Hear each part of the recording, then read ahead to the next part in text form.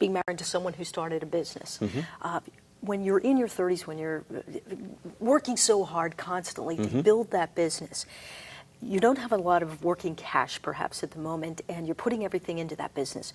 Why, though, is it critical to step back and start doing this? Because what does happen if you're then 20 years down the road and you go, oh my God, you know, retirement is looming larger.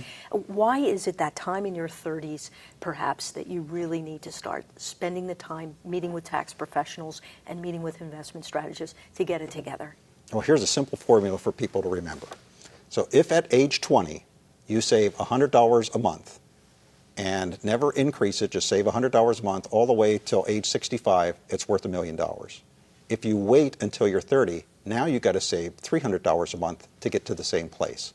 If you wait until you're 40, now it's got to be $800. And if you wait until you're 50, it needs to be $2,400.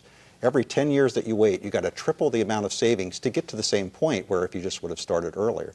So it's critical because the earlier that you start, the more your money can work for you as opposed to you having to work for your money. So it's critical.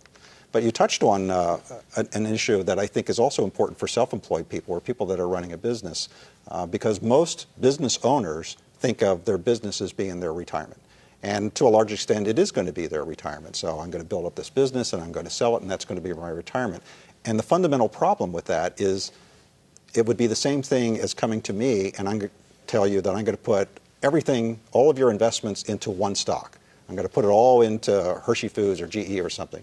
You would probably think that I'm crazy. Well, what about diversification? What about, what makes you think that this is going to be the business and that it's going to get an effective return? And that's the same problem with counting only on your business. You really, as a business owner, you need to diversify. You need to have something that you're putting money into besides your own business because who knows what's going to happen with your business, and it may be something totally beyond your control that it goes down the tubes or it doesn't become as successful as you think it's going to be, and without any kind of diversification, now you have no retirement.